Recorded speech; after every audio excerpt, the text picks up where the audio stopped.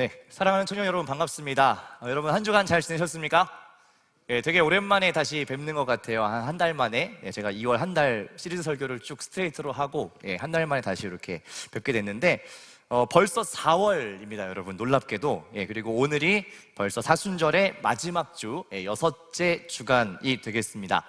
시간이 굉장히 빠르게 지나고 있는 듯한 느낌이 들어요. 저희가 2월 22일 수요일에 처음으로 이제 사순절을 시작을 했고, 이제 이 모든 사순절이 이제 막바지를 향해서 이제 한 주 남았죠. 가고 있는데요. 사순절 기간 동안 우리가 예수님의 구원의 사역에 대해서 더 깊이 생각해보는 40일 동안의 이제 시간입니다. 이 시간 동안 여러분 또 청년부 안에서 성경 필사도 열심히 해주시고 계시는데요. 끝까지 성실하게 잘 참여해 주시기를 부탁드립니다. 그리고 오늘도 필사 인증하는 날이거든요. 그래서 까먹지 마시고 광성 청년부 채널로 잘 보내주시면 너무 좋을 것 같습니다. 또 오늘은 이제 고난주간이 시작되는 종려주일이라고 하는 절기예요. 그래서 아마 1, 2, 3 청년부 모두 다 예배 후에 전체 모임으로 성찬과 함께하는 기도회를 또 준비하고 있다고 들었습니다. 1년에 한 번 조금 특별한 은혜를 누릴 수 있는 시간인데 여러분 다 함께 하셔서 좋은 시간들을 누리면 너무 좋을 것 같습니다. 우리 오늘도 앞뒤 좌우에 계신 분들과 좀 인사하고 시작하면 좋을 것 같은데요. 제가 늘 드리는 인사죠. 우리 주먹을 가볍게 쥐시고 앞뒤 좌우에 계신 분들과 우리 형제분들 계시면 요 형제요, 자매분들은 자매요, 우리 온라인으로 예배하시는 분들은 화면을 터치하시면서 요 목사님 이렇게 인사하도록 하겠습니다. 함께 인사하겠습니다. 요 형제요, 요 자매요. 네, 감사합니다. 어떻게 어색해 어쩔 줄 몰라고 계시는데, 네, 우리가 3월 둘째 주부터요, 이 사순절 절기에 맞춰가지고 마태 예수 이야기라는 주제로 복음서의 이야기를 함께 나누고 있습니다. 첫째 주에는요, 우리가 광야로 간 예수라고 하는 제목으로 백일주 전도사님께서 말씀을 전해 주셨습니다. 한번 화면 띄워주시겠어요? 마태복음의 기본적인 이제 신학적인 특성을 설명해 주시면서 예수님 이제 공생애를 시작하시기 전에 광야에서 사탄에게 시험받는 이 말씀을 나누시면서 우리의 삶은 또 어떤 시험 가운데 놓여 있는지, 또 예수님께서 하신 말씀을 통해서 우리가 어떻게 그것들을 극복할 수 있는가 하는 것을 우리가 들었고요. 그 다음 주에는 박정훈 목사님께서 그때의 예수께서라는 제목으로 말씀을 전해 주셨어요. 수고하고 무거운 짐진 자들아 라는 이 말씀, 유명한 말씀 아시죠? 이 말씀을 보면서 주님이 생각하시는 멍에와 우리가 생각하는 멍에의 차이를 좀 생각해보는 시간이었습니다. 우리 한 주 전 지난주에는 나의 십자가는 이라는 제목으로 차 목사님께서 말씀 전해주셨는데, 예수님께서 이 땅에 오신 이유를 설명하시면서 자기 부인, 자기 십자가에 대해서 말씀을 하셨죠. 그러면서 십자가를 진다는 것은 내 욕심을 따라 사는 것이 아니라 하나님의 뜻대로 살고자 노력하고 씨름하는 것이 나의 십자가였다라는 말씀을 우리가 함께 나눴습니다. 오늘은 네 번째 시간인데요, 절기상으로는 사순절의 마지막 주일인 종려주일에 일어난 사건에 대해서 나귀를 탄 왕이라는 제목으로 함께 말씀을 나누도록 하겠습니다. 자, 오늘은 이런 질문을 드리면서 한번 시작을 해보면 좋을 것 같아요. 여기 계신 분들 중에 나이가 올해 30살이신 분들 한번 손 한번 들어보세요. 30살. 아마 기수로 94 기수가 30살 같아요. 그죠? 맞나요? 30살 한번 손 들어보세요. 30살. 예. 우리 요한 팀장님 94, 30살. 또 한 분밖에 없어요? 혼자예요, 혹시? 있죠, 친구들이, 그죠? 그러니까 개인적으로 친구 없는 거 말고, 그러니까 있잖아요, 동기들이, 그죠? 죄송해요. 약간 망설이는 것 같아가지고. 94 기수 한번 손 들어보실래요? 30살. 이쪽에도 계시고, 성우 형제도 있고, 제법 계시는 것 같은데, 제가 왜 이제 30살이신 분들 왜 손 들어보라고 이제 여쭙냐면, 예수님께서 그 목수의 삶이 아니라 이제 이 땅에서 공적인 사역, 예수님께서 이제 하나님의 나라의 일을 하시기 시작한 나이가 30살이었기 때문에 제가 이제 30살이신 분들 손 한번 들어보십시오 이렇게 여쭤봤어요. 그래서 3년 동안 한 이제 공생애라고 하죠. 공적인 삶, 사역을 하시게 되는데, 3년 동안 했으니까 이제 33신 분들 한번 손 들어보실래요? 91기수, 그죠? 33, 빨리 손 들어보세요. 빨리. 되게 많은 걸로 알고 있어요. 그죠? 빨리 손 좀 들어주세요. 제가 진행을 못 하겠네. 91기수 엄청 많은데, 33신 분들이 축하드립니다. 33살이라고 함은 예수님께서 3년간의 공생애를 마치고 십자가에 달려 돌아가신 나이입니다. 네, 갑자기 약간 숙연해지는 분위기인데 91기수 여러분들, 십자가에 달려 돌아가셨습니다. 33살에. 그냥 그렇다고요. 올해 고난주간은 왜인지 모르지만 이게 남일 같지 않은 느낌이 드시죠? 아무튼 예수님의 이 3년간의 사역을 통해서 다양한 지역도 다니시고 다양한 사역들을 행하셨습니다. 근데 그 중에서 예수님께서 이스라엘의 수도인 예루살렘을 찾아가시는 장면이 복음서 곳곳에 기록이 되어 있습니다. 이 성경을 연구하는 학자들은 예수님께서 공생의 3년 동안 최소 3번 정도는 예루살렘을 방문하셨을 것이다 라고 추측을 합니다. 그 이유는 무엇이냐면 이스라엘 백성들은 이 민족의 3대 절기, 유월절, 오순절, 초막절이라고 하는 민족의 절기에는 온 백성이 전국에서 다 예루살렘으로 모여서 거기에서 하나님께 예배하는 전통이 있기 때문에 그렇습니다. 예수님도 혈통적으로 유대인이기 때문에 이 민족의 명절에는 예루살렘에 방문을 하셨겠죠. 오늘 우리가 읽은 이 본문에도 예수님께서 제자들과 함께 이 예루살렘에 가시는 장면이 기록이 되어 있습니다. 그리고 이것이 3년차 공생애의 마지막 예루살렘 방문이에요. 왜냐하면 우리 지난 설교에서 예수님께서 제자들에게 앞으로 일어날 일들을 막 설명하시잖아요. 그때 뭐라고 얘기했는지 혹시 기억나세요? 어디에 가면 무슨 일이 일어난다 이런 말씀을 하셨는데 기억하시나요? 예, 못하시는군요. 그럴 줄 알고 준비를 했습니다. 마태복음 16장 21절 말씀인데요, 한번 같이 읽어보도록 하겠습니다. 시작. 이때로부터 예수 그리스도께서 자기가 예루살렘에 올라가 장로들과 대제사장들과 서기관들에게 많은 고난을 받고 죽임을 당하고 제3일에 살아나야 할 것을 제자들에게 비로소 나타내시니. 네, 예루살렘에 이제 가게 되면 장로들과 대제사장들, 서기관들, 그 당시 종교 지도자들이 자신을 고난을 주고 죽일 것이다라고 이미 말씀을 하셨습니다. 즉 예수님의 3년 동안의 공적인 사역을 통해서 예수님을 좋아하고 예수님에 대해서 환영하는 사람들도 있었지만 반대로 예수님에 대해서 굉장히 불쾌해하고 언짢아하고 어떻게 해야 되지? 막 부글부글하는 사람들이 있었다라는 사실을 우리가 알 수가 있죠. 앞서 말씀한 종교 지도자들이 대표적으로 예수님을 어떻게 죽일까를 열심히 고민했던 부류의 사람들입니다. 즉 오늘 본문에서 우리가 보고 있는 이 3번째 예루살렘 방문은 첫 번째 해와 두 번째 해와는 조금 사뭇 다른 긴장감이 있습니다.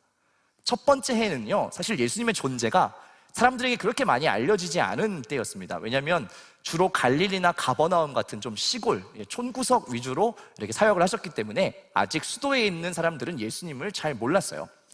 근데 이제 둘째 해쯤 되니까 예수님에 대한 이 인식도 사람들이 조금씩 생겨나고 있었을 때입니다. 근데 그때는 그렇게 반대하는 사람들이 막 강력하고 드세지 않았어요. 왜냐하면 예수님께서 하나님 나라에 대한 이야기들을 막 직설적으로 하진 않으시고 비유나 이런 것들로 조금 이렇게 애둘러서 얘기하신 것들이 많았기 때문에 아직까지는 그렇게 막 팽팽한 긴장감이 아니었습니다.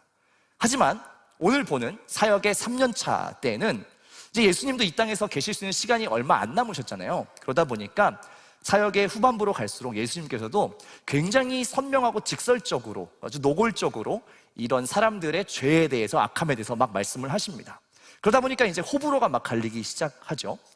근데 예수님께서 이제 예루살렘으로 오신다는 소식이 백성들에게 들려오니까 많은 사람들이 다양한 반응을 보이기 시작했습니다.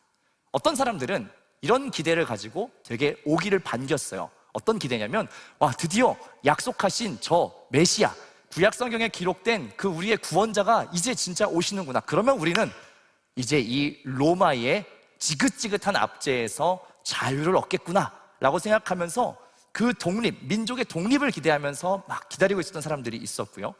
또 반대로 예수님의 하시는 말이나 행동들이 하나하나 불편하고 거슬렸던 이런 종교 지도자들은 이번에 이참에 확실하게 이 양반을 끝내버려야 되겠다라는 생각을 하고 있었죠.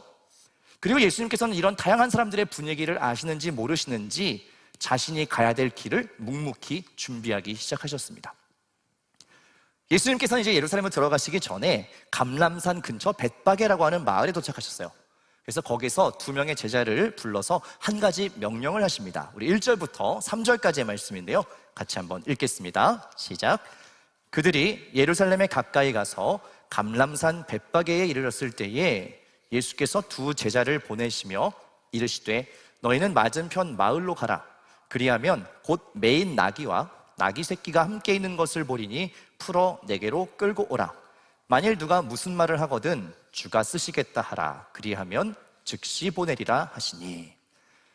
예수님께서 2 제자를 불러서 건너편 마을에 가서 나귀를 좀 끌고 와라 이렇게 얘기를 합니다. 그리고 만약에 이거 왜 가져가세요? 이렇게 물어보면 주님께서 쓰시겠다고 이렇게 말을 하면 줄 것이다 라고 예수님 얘기하세요. 사실 이것은 예수님 자기의 말은 아니에요. 구약 성경에 기록된 선지자 스가랴의 메시아에 대한 예언이었습니다. 그러니까 구약에 있는 거를 이렇게 땡땡 인용해갖고 예수님이 얘기를 하신 거예요. 어떤 말씀이냐면 스가랴 9장 9절의 말씀인데, 이 말씀 되게 중요한 말씀이어서 같이 한번 읽어보도록 하겠습니다. 시작. 시온에 따라 크게 기뻐할지어다. 예루살렘에 따라 즐거이 부를지어다. 보라, 내 왕이 내게 임하시나니 그는 공의로우시며 구원을 베푸시며 겸손하여서 나귀를 타시나니 나귀의 작은 것 곧 나귀 새끼니라. 이게 예수님이 이 땅에 오시기 전에 수백 년 전에 스가랴라고 하는 선지자가 이게 예언을 받은 거예요. 하나님으로부터.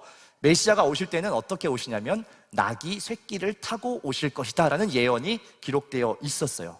그리고 지금 예수님께서 이 구약의 약속을 그대로 본인이 인용해서 말씀하시는 거예요. 그러니까 가서 나귀 새끼를 가지고 오거라 이렇게 이야기를 합니다.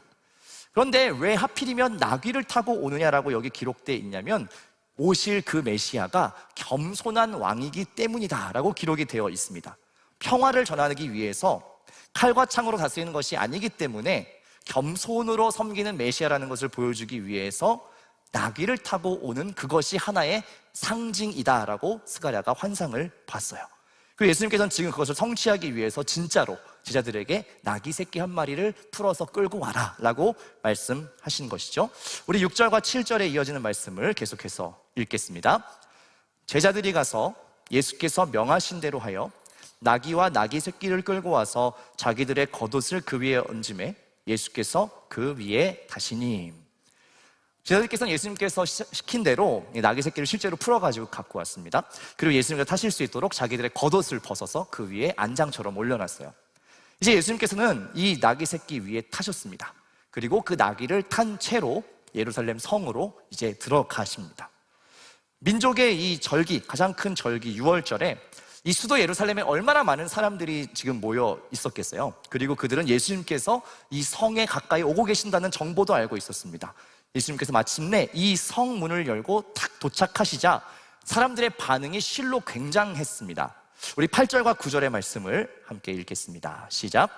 무리의 대다수는 그들의 겉옷을 길에 펴고 다른 이들은 나뭇가지를 베어 길에 펴고 앞에서 가고 뒤에서 따르는 무리가 소리 높여 이르되 호산나 다윗의 자손이여 찬송하리로다 주의 이름으로 오시는 이여 가장 높은 곳에서 호산나 하더라. 예루살렘 성 입구에는 이미 수많은 사람들이 예수님을 보기 위해서 기다리고 있었습니다. 그리고 그들은 자기들의 막 옷을 벗어서 바닥에 이렇게 깔아서 길을 만들어줬어요. 또 어떤 사람들은 종려나무의 가지를 잘라서 또 바닥에 깔았습니다.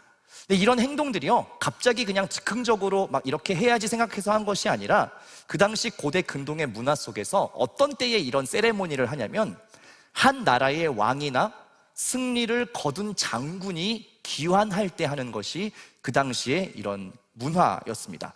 왜 우리도 올림픽이나 월드컵 같은 데 나가서 좋은 성적을 거두고 이제 탁 귀국을 하면 공항에 막 기자들 쫙 깔리잖아요. 그죠? 막 꽃다발 들고 막 이렇게 환호하고 막 그런 것들이라고 생각하시면 됩니다. 그런 표현을 지금 예수님께 막 하고 있는 거예요. 예수님, 예수님, 예수님, 막 이런 분위기라고 생각하시면 되겠습니다. 그 자리에 있는 백성들이 호산나 다윗의 자손이여 라고 외치면서 막 환호를 하고 있지요. 이 표현 역시 구약 성경에 기록된 메시아에 대한 그러한 표현이에요. 다윗의 뿌리에서 메시아가 날 것이다라는 약속이 있었기 때문에 이분이구나, 다윗의 자손이시여 호산나. 이 호산나는 높인다는 뜻이에요. 찬양한다는 뜻이에요. 그러니까 여기 있는 모든 사람들은 예수님이 구약에 기록된 바로 그 메시아구나, 우리의 구원자구나 라고 생각했기 때문에 이러한 반응들을 보였던 것이죠. 자, 그러면 이쯤에서 한번 질문을 드려볼게요. 여러분, 예수님에 대한 사람들의 이 반응은 맞는 것인가요? 틀린 것인가요? 한번 질문을 드려볼게요. 한번 생각해 보실래요? 이 반응이 적절한 반응이었다, 아니면 뭔가 좀 다르지 않다, 어떻게 생각하세요? 이 장면에 대해서요. 사실 이 표현은요, 반은 맞고 반은 틀렸습니다. 예수님께서 이 땅에 왕으로 오신 메시아 구원자인 것은 맞아요. 그래서 우리는 이 본문을 읽을 때, 이런 표현들을 들을 때 우리 마음속에 특별한 이질감이 없습니다. 왜냐면 우리도 그렇게 생각하고 동의하잖아요. 그러니까 되게 자연스럽게 읽히죠. 결과적으로 예수님은 이 땅에 오셔서 구원을 이루셨죠. 그렇기 때문에 이 표현이 다 맞습니다. 하지만 사람들이 예수님께 환호를 막 보낼 때에 어떤 마음, 어떤 기대감을 가지고 예수님께 그렇게 했을까를 잘 생각해 보면 여기에는 분명히 예수님의 생각과 의도와는 조금 다른 부분이 있다는 겁니다. 그 차이가 여러분 무엇이냐면 예수님께서 입성하시는 이 장면 속에 있습니다. 그 단서가 있습니다. 다시 한번 잘 살펴보실까요? 숨은 그림 찾기. 자, 이 그림에서 어딘가 어울리지 않고 어색한 것을 찾으시오. 어떤 것이 있을까요? 이 그림 속에 하나 있습니다. 하나. 어떤 걸까요? 무언가 어울리지 않는 장면, 뭔가 이질적인 장면 한 가지가 있는데 그것은 바로 예수님이 타고 계시는 나귀입니다. 사실 왕을 맞이할 때 가장 어울릴 것 같은 동물이 뭘까요? 왕이 타고 들어오기에 제일 어울리는 어떤 동물 있을 것 같아요? 예, 그렇죠. 다행입니다. 누가 막 호랑이 막 이런 거 얘기하면 안 되는데 말입니다. 예, 실제로 성경에서 말이라고 하는 이 동물은요, 강한 군사력, 힘, 이런 권력을 대표하는 그러한 동물로 기록되어 있습니다. 실제로 고대 전쟁에서도요, 말은 아주 유용한 기동력이 되는 짐승이에요. 화면을 좀 넘겨주시겠어요? 지금처럼 이런 첨단의 무기들이 개발되지 않았던 그 당시 전쟁에 있어서 말은 강력함의 상징이었습니다. 그리고 왕에게 가장 어울리는 동물이었습니다. 하지만 예수님 지금 말을 타지 않고 나귀를 타고 입성을 하고 계신다는 거죠. 바로 이 점이 그 당시 이 무리들의 기대, 예수님에 대한 기대와 예수님이 실제로 가셔야 되는 길에 있어서의 결정적인 차이를 보여주는 장면입니다. 그러면 예수님은 왜 전혀 상황에 어울리지 않는 말이 아닌 나귀를 타고 입성하셨을까요? 그것은 우리가 말과 나귀의 특징을 좀 알면 더 선명하게 이해할 수가 있습니다. 성경에서 말이라는 동물이 되게 많이 등장하는데요, 특별히 신명기에 보면 모세의 고별 설교에서 하나님께서 모세를 통해서 이스라엘 백성들에게 명령한 것 중에 이런 말씀이 있어요. 되게 재밌는 말씀인데 신명기 17장 16절과 17절 말씀 우리 같이 한번 읽겠습니다. 시작. 그는 병마를 많이 두지 말 것이요 병마를 많이 얻으려고 그 백성을 애굽으로 돌아가게 하지 말 것이니 이는 여호와께서 너희에게 이르시기를 너희가 이후에는 그 길로 다시 돌아가지 말 것이라 하셨음이며 그에게 아내를 많이 두어 그의 마음이 미혹되게 하지 말 것이며 자기를 위하여 은금을 많이 쌓지 말 것이니라. 말씀을 보면 뭐라고 기록되어 있냐면 군사력을 증강하기 위해서 말을 너무 많이 갖지 말라라고 하나님께서 되게 구체적으로 명령을 하고 계십니다. 그 이유는 무엇이냐? 말은 뭐예요? 전쟁에서의 군사력, 힘. 그렇기 때문에 이 강력한 힘을 많이 보유하면 보유할수록 자연스럽게 하나님보다는 이 마병, 군사와 말을 의지하게 될 것이기 때문에 하나님께서는 아주 구체적으로 말을 너무 많이 두지 말아라 라고 명령하셨습니다. 실제로 구약 성경의 인물인 다윗은요, 마음이 교만해서 자기 이스라엘의 인구조사를 막 합니다. 그리고 군대가 우리가 얼만큼 되나 이런 것들을 막 파악해 봅니다. 그것을 신뢰하려고 하다가 하나님 앞에 징계를 받기도 해요. 이처럼 말은 그 당시 고대 근동에서 전쟁에 있어서의 강력한 힘을 상징하는 동물이었습니다. 특별히 예수님의 시대에서는 가장 강력한 힘과 군사력의 상징은 누구한테 있었냐면 다름 아닌 로마의 황제인 가이사에게 있었습니다. 예수님 시대의 로마는 그 어느 때보다 강성한 나라였어요. 그리고 세상을 호령하던 황제의 힘이 그 어느 때보다 강했습니다. 말을 타고 승전보를 울리며 위엄 있게 돌아오는 황제의 모습, 그것이 그 당시 사람들이 갖고 있던 힘에 대한 이미지였습니다.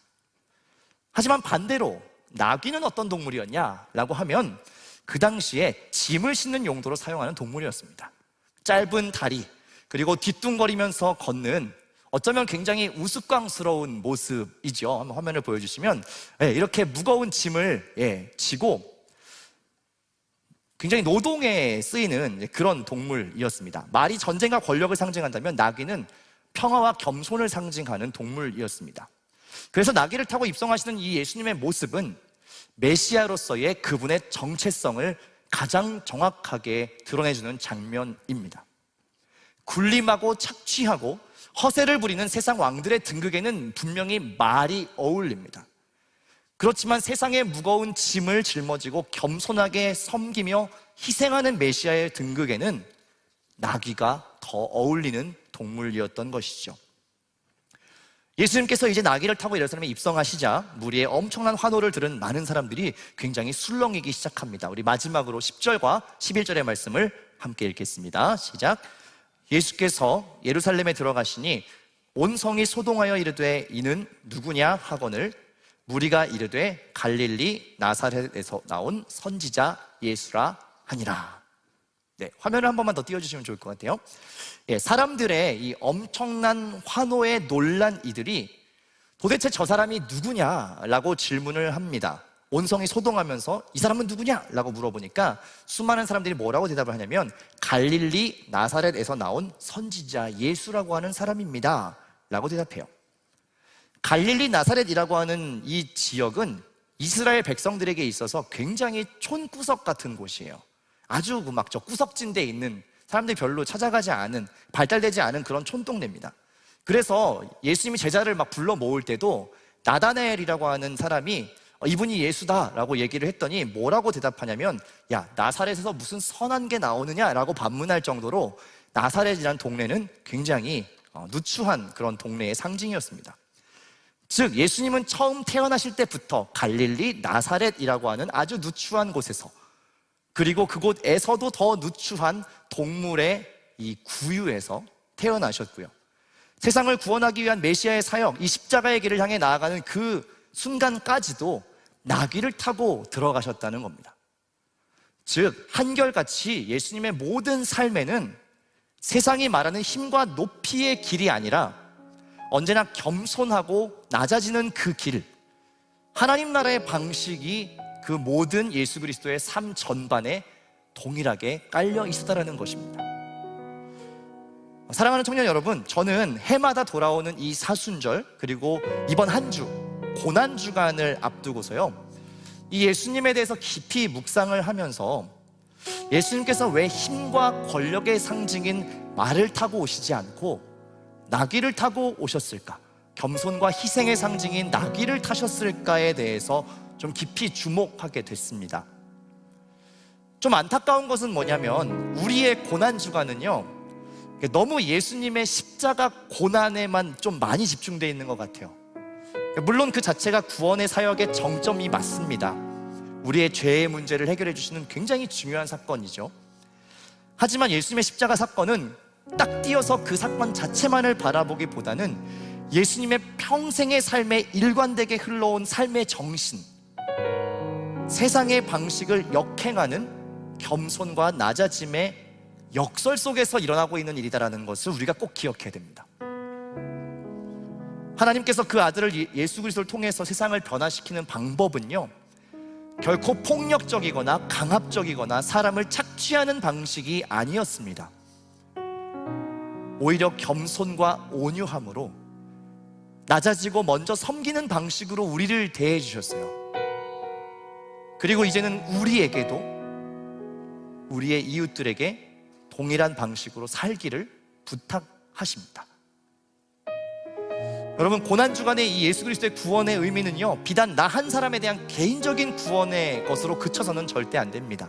물론 구원의 은혜를 경험하는 것은 개인적인 차원에서 출발하는 게 맞습니다만, 저는 여러분들이 거기에만 머무르지 않으셨으면 좋겠습니다. 그냥 해마다 내 개인적인 구원에 대해서, 그 십자가의 고통에 대해서만 잠깐 묵상하고 끝나는 그런 반복을 하지 않으셨으면 좋겠습니다.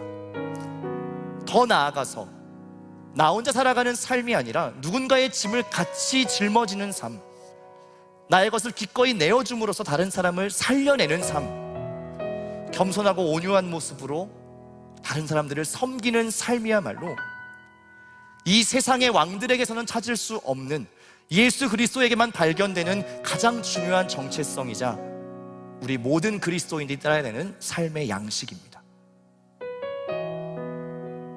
우리가 살아가는 세상을 한번 여러분 바라보십시오. 여전히 하나님의 손길이 닿아야 될 곳이 참 많이 있습니다. 하나님께서는 여전히 그 모든 사람들을 사랑하고 계시고 구원하고 살려내시기를 원하십니다. 세상의 방식과 기준, 힘의 높이와 그러한 논리로서는 이 사람들은 늘 소외되고 보잘것없는 사람들입니다. 하지만 예수님께서는 이 땅에 계실 때에도 그런 사람들을 주목하셨고요, 찾아가셨고 이제 주님을 따르는 이들에게 그러한 사람들에게 관심을 가져달라 부탁하십니다. 세상의 가치관과 논리를 따라 사는 삶이 아니라 어쩌면 조금은 이질적일지 모르지만 나귀를 타고 걸어가는 삶의 방식을 선택하십시오. 말에 올라 군림하고 지배하고 싶어하는 여러분들의 욕망을 따라 살아가는 그 삶에서 돌이키라는 것이 오늘 이 말씀이 우리에게 전하고 있는 메시지입니다. 사랑하는 청년 여러분, 이 고난주간 한 주간은요, 그것을 깊이 묵상하는 시간입니다. 주님이 어떻게 이 땅 가운데 오셨고 이 땅에서 사셨고 왜 십자가의 길을 가셨는지, 그렇다면 나는 어떤 삶을 살아가야 될 것인지 바라는 것은, 여러분들이 이 땅을 살아가시는 동안에 예수님께서 보이신 겸손함과 온유함, 자기 희생의 모습을 따라서 많은 사람에게 생명과 하나님의 사랑을 증거하는 참된 그리스도인들 다 되실 수 있기를 주님의 이름으로 부탁드립니다. 우리 이 시간 좀 찬양의 고백을 함께 나누고 싶은데요, 정말 나의 삶의 작은 한 절이 주님을 더 닮기를 원합니다. 특별히 주님의 걸어가신 길에 대해서 깊이 생각하는 이 절기에, 이 한 주 동안의 시간에 주님을 더 깊이 생각하게 하시고 주님을 더 닮아갈 수 있기를 원한다고, 우리 이 시간 이 찬양의 고백으로 주님 앞에 나아가기 원합니다.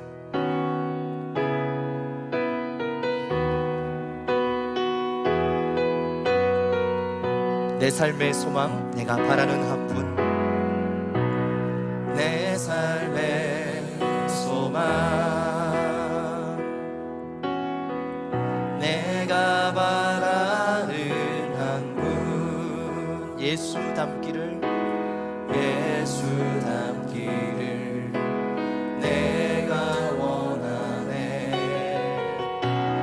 한없는 사랑, 풍성한 긍휼, 풍성한 긍휼, 예수 닮기를 내가 원하네.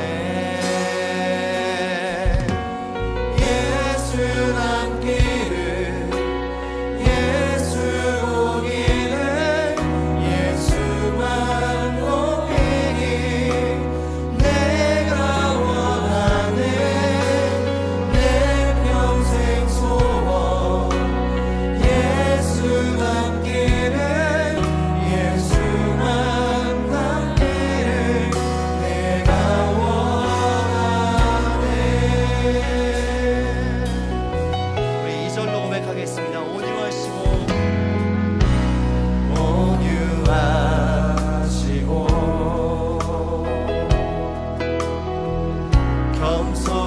겸손하신 성품, 예수 닮기를 내, 우리 가슴에 손을 얹고 한 번 더 고백하기 원합니다. 자비하시고, 자비하시고 위로자 되신 주님, 위로자 되신 주, 예수 닮기를, 예수 닮기를 내가 원하네. 아멘. 예수 닮기를, 예수 보기를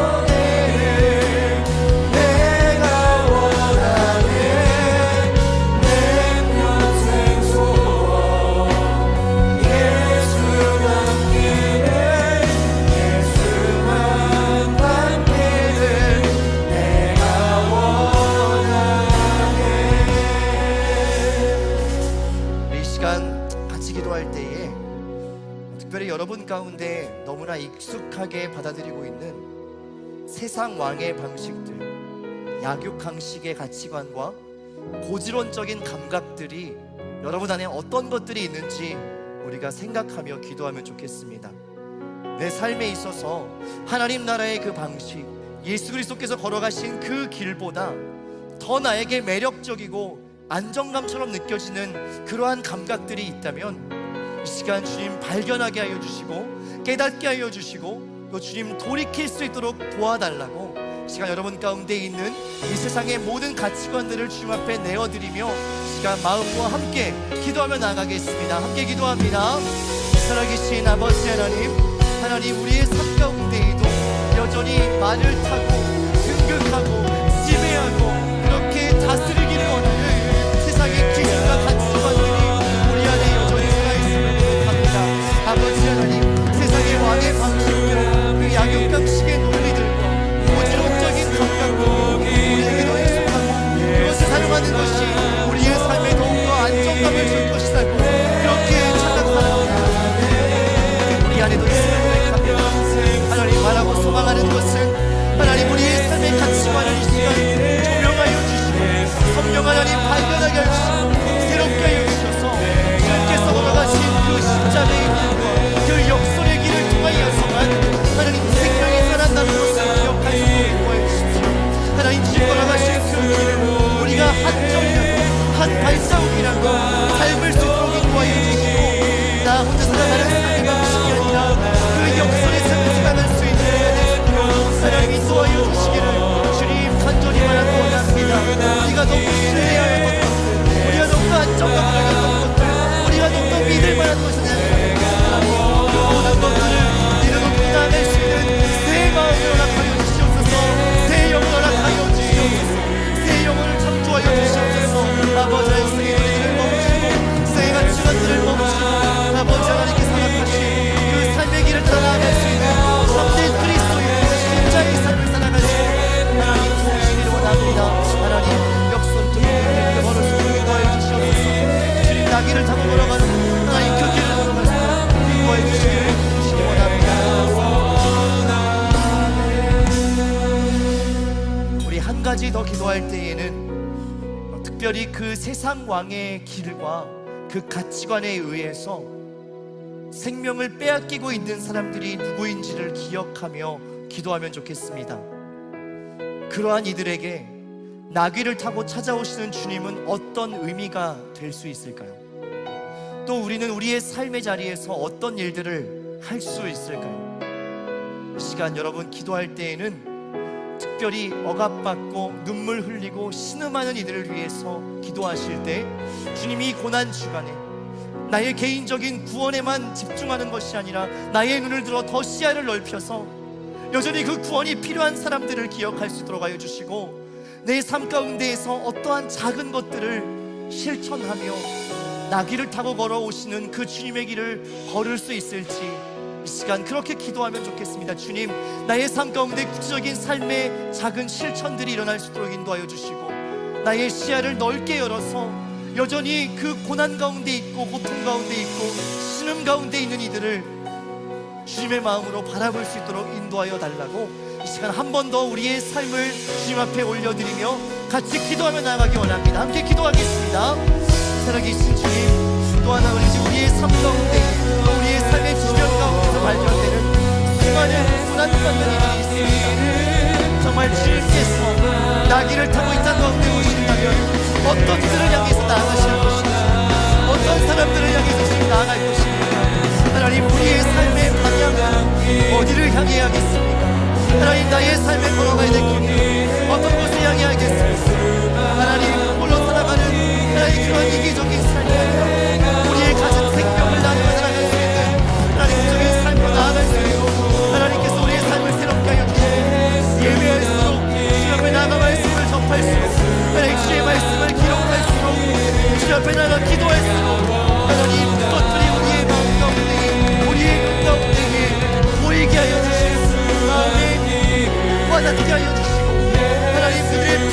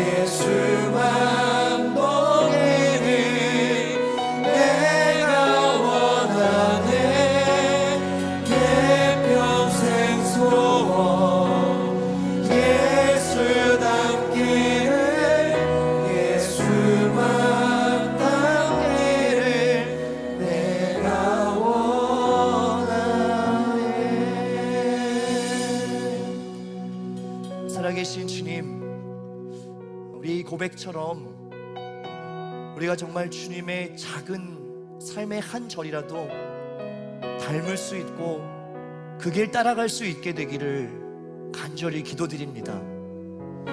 하나, 여전히 우리는 말을 타고 군림하는 그 세상 왕의 방식에 더 마음이 이끌리고 그것이 더 매력적으로 느껴지고 그것이 우리에게 더 확실한 안정감을 줄 것처럼 여기며 살아갑니다.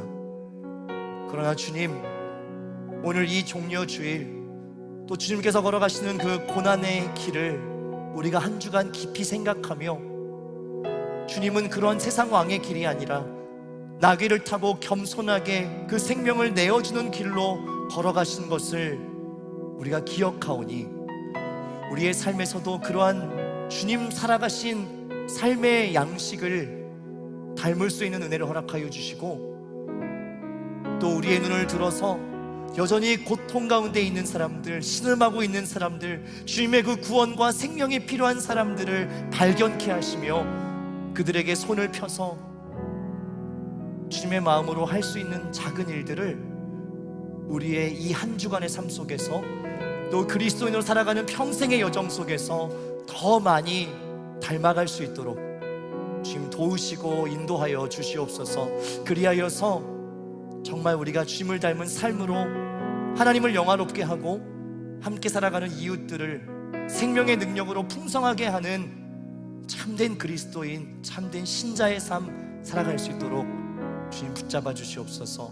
또 예배 후에 이어지는 모든 팀 모임과 특별히 주님의 생명을 함께 먹고 마시는 그 모든 시간 가운데도 하나님 은혜를 허락하여 주셔서 주님께서 우리에게 주신 그 생명의 능력이 더 풍성하여지는 귀한 경험들 함께 할 수 있도록 인도하여 주옵소서. 감사드리며 살아계신 예수님의 이름으로 기도합니다.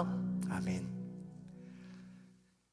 이제는 세상의 가치관을 역행하여 하나님 나라의 방법을 이 땅에 펼치신 우리 주 예수 그리스도의 은혜와 우리에게 그 아들을 기쁨으로 주시어 생명의 길을 활짝 여신 아버지 하나님의 크신 사랑과 주님 걸어가신 그 길에 우리의 걸음을 포기할 수 있도록 인도하시는 성령 하나님의 함께하심이 이제 세상의 죽음의 논리에 잠식당하지 않으며 그것을 전복시키고 하나님 나라의 생명의 능력을 경험하며 살기를 소망하는 이곳에 머리 숙인 모든 청년들과 그들의 삶의 자리 위에 이제로부터 영원까지 함께 하시기를 간절히 축원하옵나이다.